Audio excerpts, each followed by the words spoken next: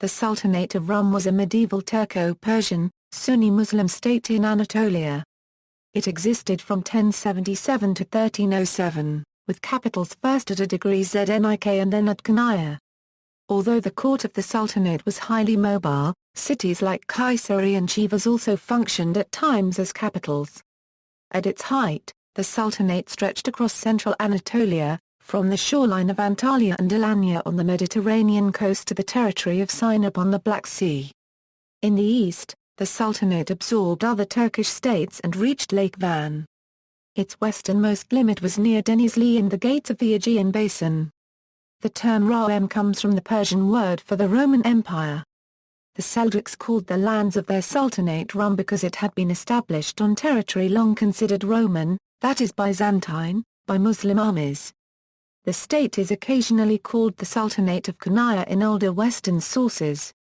The Sultanate prospered, particularly during the late 12th and early 13th centuries when it took from the Byzantines key ports on the Mediterranean and Black Sea coasts. Within Anatolia, the Seljuqs fostered trade through a program of caravanserai building, which facilitated the flow of goods from Iran and Central Asia to the ports. Especially strong trade ties with the Genoese formed during this period. The increased wealth allowed the Sultanate to absorb other Turkish states that had been established in eastern Anatolia after the Battle of Manzikert, the Danish Mens, the Mengel I Kortekek, the Seljuqids, and the Artuks. Seljuk sultans successfully bore the brunt of the Crusades but in 1243 succumbed to the advancing Mongols. The Seljuks became vassals of the Mongols, following the Battle of Kostag, and despite the efforts of shrewd administrators to preserve the state's integrity, the power of the Sultanate disintegrated during the second half of the 13th century and had disappeared completely by the first decade of the 14th. In its final decades, a number of small principalities, or beyliks, emerged and rose to dominance in the territory of the Sultanate, including that of the House of Osman, which later founded the Ottoman Empire. Establishment. In the 1070s, after the Battle of Manzikert, the Seljuk commander Süleyman bin Qamış, a distant cousin of Malik Shah and a former contender for the throne of the Great Seljuk Empire, came to power in western Anatolia. In 1075, he captured the Byzantine cities of Nicosia and Nicomedia. 2 years later he declared himself Sultan of an independent Seljuk state and established his capital at Znik. Süleyman was killed in Antioch in 1086 by Tutush I, the Seljuk ruler of Syria, and Süleyman's son Khalid Arslan I was imprisoned. When Malik Shah died in 1092, Khalid Arslan was released and immediately established himself in his father's territories. He was eventually defeated by soldiers of the First Crusade and driven back into south-central Anatolia, where he set up his state with capital in Konya. In 1107, he ventured east and captured Mosul but died the same year fighting Malik Shah's son Mehmed Tapa. Meanwhile, another Rum Seljuk, Malik Shah, captured Konya. In 1116 Khalid Arslan's son, Mesud I, took the city with the help of the Danish Mens. Upon Mesud's death in 1156, the Sultanate controlled nearly all of central Anatolia. Mesud's son, Khalid Arslan II, captured the remaining territories around Sivas and Malatya from the last of the Danish Mens. At the Battle of Myriokepelon in 1176, Khalid Arslan also defeated a Byzantine army led by Manuel I Comnenus, dealing a major blow to Byzantine power in the region. Despite a temporary occupation of Konya in 1190 by German forces of the Third Crusade, the Sultanate was quick to recover and consolidate its power. After the death of the last Sultan of Great Seljuk, Tuğrul III, in 1194, the Seljuks of Rum became the sole ruling representatives of the dynasty. Khosrow I seized Konya from the Crusaders in 1205. Under his rule and those of his two successors, Khosrow I and Kayubad I, Seljuk power in Anatolia reached its apogee. Khosrow's most important achievement was the capture of the harbour of Antalya on the Mediterranean coast in 1207. His son Khosrow captured Sinop and made the Empire of Trebizond his vassal in 1214.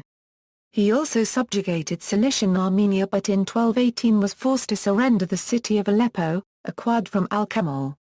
Kayubad continued to acquire lands along the Mediterranean coast from 1221 to 1225. In the 1220s, he sent an expeditionary force across the Black Sea to Crimea. In the east he defeated the Mongol Kortakeks and began to put pressure on the Artuks. Downfall. Kayklus II began his reign by capturing the region around Diyarbakir, but in 1239 he had to face an uprising led by a popular preacher named Baba Ishaq.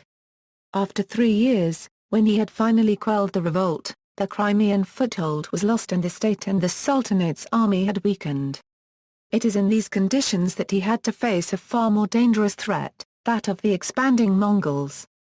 Mongol forces took Erzurum in 1242 and in 1243, the Sultan was crushed by Baidu in the Battle of Kar Sadag and the Seljuk Turks were forced to swear allegiance to the Mongols and became their vassals.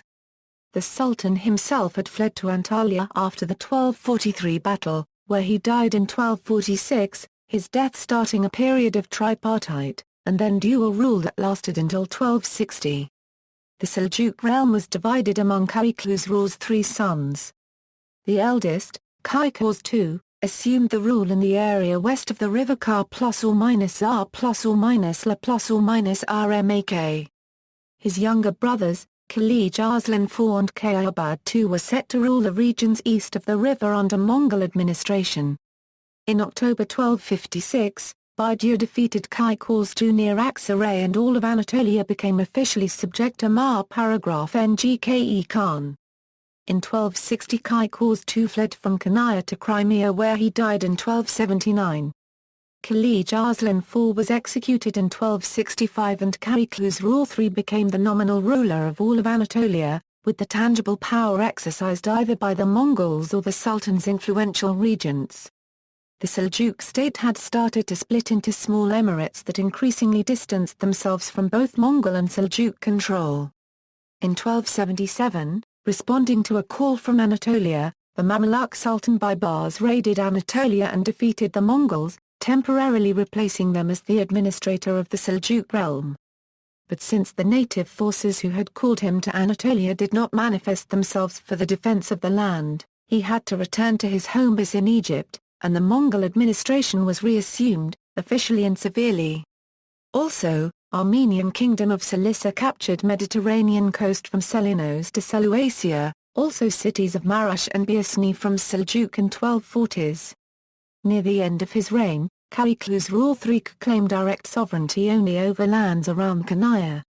Some of the Beyliks and Seljuk governors of Anatolia continued to recognize, albeit nominally, the supremacy of the Sultan in Konya, delivering the khutbah in the name of the Sultans in Konya in recognition of their sovereignty, and the Sultans continued to call themselves Foreddin, the pride of Islam. When Kayklus III was executed in 1284, the Seljuk dynasty suffered another blow from internal struggles which lasted until 1303 when the son of Kaykos II, Mesut II, established himself as Sultan in Kayseri. He was murdered in 1307 as well as his son Mesut III soon afterwards. A distant relative to the Seljuk dynasty momentarily installed himself as Emir of Konya, but he was defeated and his lands conquered by the Karamanids in 1328. The Sultanate's monetary sphere of influence lasted slightly longer and coins of Seljuk mint, generally considered to be of reliable value, continued to be used throughout the 14th century, once again, including by the Ottomans. Culture and society. The Seljuk dynasty of Rum, as successors to the great Seljuks, based their political, religious and cultural heritage off the Perso-Islamic tradition, even to the point of naming their sons with Persian names. Though of Turkic origin, Rum Seljuks patronized Persian art, architecture, literature, while they used Persian as a language of administration. Moreover, Byzantine influence in the Sultanate was also significant, since Greek aristocracy remained part of the Seljuk nobility, and the local Greek population was numerous in the region. In their construction of caravanserais, mosques and mosques, the Rum Seljuks translated the Iranian Seljuk architecture of bricks and plaster into the use of stone. Among these, the caravanserais, used as stops, trading posts and defense for caravans, and of which about 100 structures were built during the Anatolian Seljuks period, are particularly remarkable. Along with Persian influences, which had an indisputable effect, Seljuk architecture was inspired by Christian and Muslim Armenians. As such, Anatolian architecture represents some of the most distinctive and impressive constructions in the entire history of Islamic architecture. Later this Anatolian architecture would be transmitted to Sultanate India. The largest caravanserai is the 1229-built Sultanhan on the road between the cities of Konya and Aksaray, in the township of Sultanhana plus or minus depending the latter city, enclosing 3,900 square meters.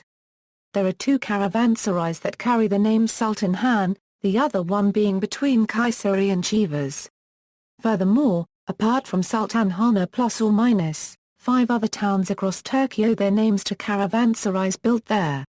These are Alarkohan and Kangal, Duranan, Hikiman and Kada plus or minus Nhana plus or minus, as well as the township of Iconium within Denizli metropolitan area. The caravanserai of Hikiman is unique in having, underneath the usual inscription in Arabic with information relating to the edifice, 2 further inscriptions in Armenian and Syriac, since it was constructed by the Sultan Kayubadai's doctor who is thought to have been a Christian by his origins, and to have converted to Islam. There are other particular cases like the settlement in Kailhizar site near Alerka, founded by the Seljuk commander Harwan Korta Samuddin Temurlu who had taken refuge in the region after the defeat in the Battle of Kar Paragraph Sadar, and had founded a township comprising a castle, a medres, a habitation zone and a caravanserai, which were later abandoned apparently around the 16th century.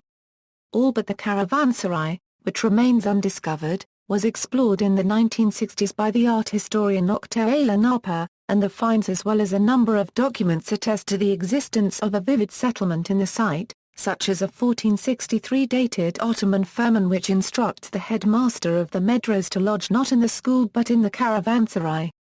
The Seljuk palaces, as well as their armies, were staffed with ulum, enslaved youths taken from non-Muslim communities, mainly Greeks from former Byzantine territories. The ulum practice may had offered a model for the latter devshirme during the times of the Ottoman Empire. The dynasty. As regards the names of the sultans, there are variants in form and spelling depending on the preferences displayed by one source or the other, either for fidelity in transliterating the Persian-influenced variant of the Arabic script which the sultans used, or for a rendering corresponding to the modern Turkish phonology and orthography. Some sultans had 2 names that they chose to use alternatively in reference to their legacy. While the 2 palaces built by Alaeddin Keykubat I carry the names Kubaydabad Palace and Keykubat Palace, he named his mosque in Konya as Alaeddin Mosque and the port city of Alanya he had captured as Alay. Similarly, the medres built by Kaykluzru in Kayseri, within the complex dedicated to his sister Javanessaib, was named Gar plus or minus Yusay Medres, and the one built by Azedin Keykubat I in Sivas as Izadai Medres.